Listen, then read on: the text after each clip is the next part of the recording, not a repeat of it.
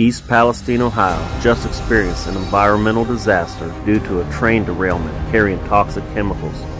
On the way in, I noticed it was surrounded by beautiful farmland with crop fields and livestock. We're going to ask the locals if they are experiencing any side effects and get their thoughts and feelings of the situation.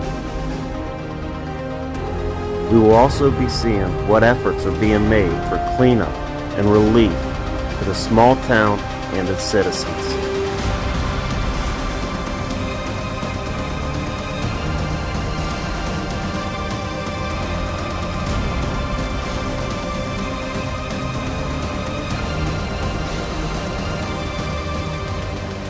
All right, guys, we're in East Palestine, Ohio. I'm sitting here with Bennett, the owner of the dairy mill. And somebody just came by, said it's a local landmark. It's like a historic landmark here. So, Bennett, is there anything you want to say to anybody? Well, just we've had this accident about a week and a half ago, and keep us in your prayers. I think the local officials are doing a great job, given the information that they're getting. My question that I didn't get a chance to ask last night. We had the town hall last night, and I would be concerned about mostly it's with the railroad. What did the railroad know, and when did they know it? This train that we're talking about that derailed here in East Palestine, the axle was on fire in Salem, Ohio. They have video of that being on fire 20 miles away. I've seen that. And then they also have video in New Waterford, which is west of us, a couple miles. So were they negligent? Were they just did they know that was going on? I'm assuming they did. Were they putting us at risk because they wanted to get it back to the shop and fix it back there? And another question would be, they did this detonation. So our officials were given two options. They could either let it go and it would blow on its own, or they could do this controlled demolition. So when they did the controlled demolition, was there another option besides those two options? Or were these the options that were given to our officials because the railroad wanted to get the train up and running as quickly as they could? So they contaminated this whole area. And was that because that was the only options we had? Or was that the option that the railroad wanted to present to us so that they could get their railroad back up and running? So it's a good, valid question.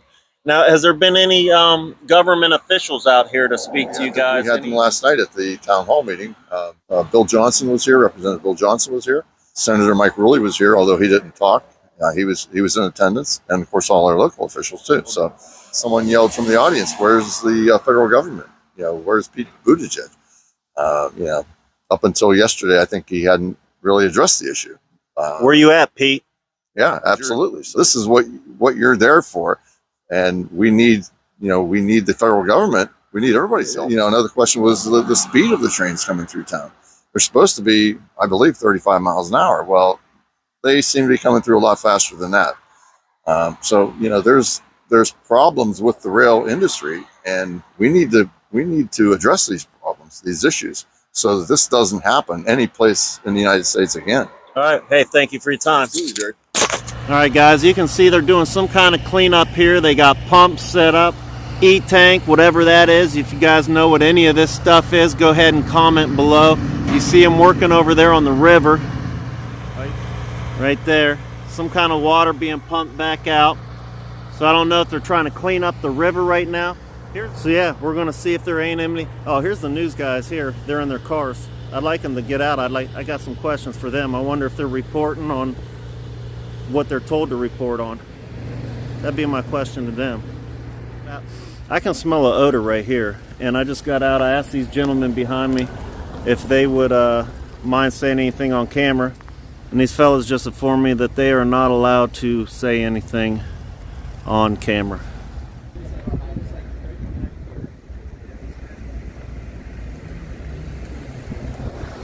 Okay guys, so we do have CNN out here doing some reporting. How you doing? I just come out. I live like 30 miles away in Alliance. Okay, I don't mean to be rude, but people are screaming at me and they're supposed to turn it down. Sorry. Oh, that's okay. Go ahead.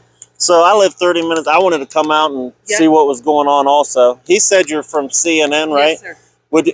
Don't take offense to this, but there's a lot of distrust in media. I know. So I do want to just ask, like, I'm not. I can't talk on camera. I know. you can't talk on No, I would have to get permission, and but, permission, so they're not allowed to just answer questions. I mean, I would have to ask to see if it was. I don't know, like who you. My only question, I have a YouTube channel called Exploring with Bear, and I'm just out trying to get information too. And there's a lot of concern for this area. And being from CNN, the only question I would have for you guys, because it's a curiosity of mine and probably a lot of people's, are you reporting, or are you just reporting on what you're told to be reporting? Well, no, who would tell us what to report? Because there's a lot of just weird stuff that comes from CNN, for one. And sorry, I mean, I know that's where you work, but I mean, it's the truth. I mean, it's coming out all the time. We see it. Okay. We visually see it and hear it. I'm happy to talk with you, like in 15 minutes. Like I don't think I can talk to you like. Okay. Well, I get it, but all right. That was the only thing I was curious about. Yeah, I understand where you're trying. And I'd ask any news people that. No, I mean, like, we're just out here reporting what we see, and no one tells us. Okay. So they're reporting what they see, and nobody's telling them what to say. All right. Hey, thanks, guys. You have a good day. Stay safe, okay? You too.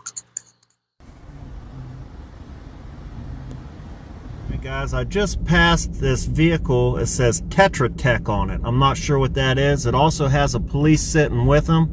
So I don't know if they have like police escorts or what. Not sure what that is. I just want to get it on camera now so we don't forget. If you guys know what that is, go ahead and comment.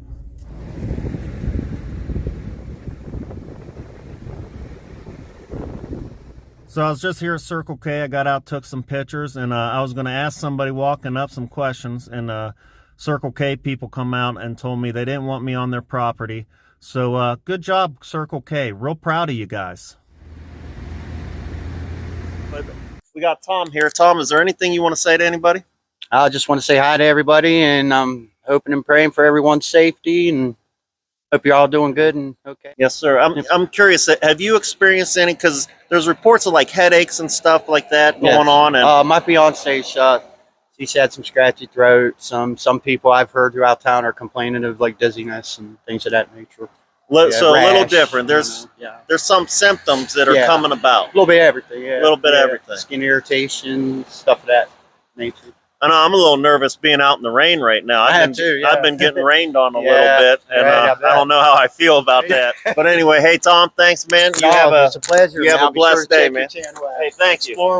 Exploring with Bear. Exploring with Bear. Yes, right. sir. I appreciate it. Have a good one. Stay safe out there, everyone. Love you.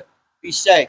Yes, sir. What's up, guys? Right now we are with Susan at the Dune Tannin Salon, and first we have a question from Donald Leviner 877, and he wants to know, has anyone from Washington been here or sent help? Not to my knowledge.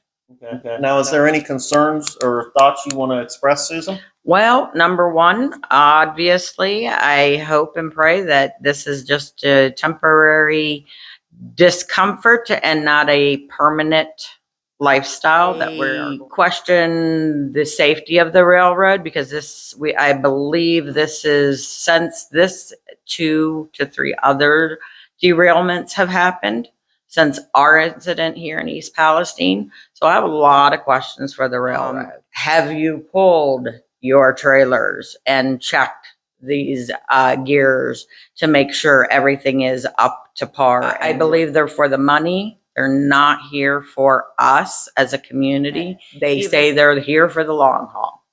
Well, when I come to work and I see people in hazmat suits and gas masks with big equipment walking around and testing the air quality, that doesn't make me feel comfortable. If we're safe, why are they in hazmat suits?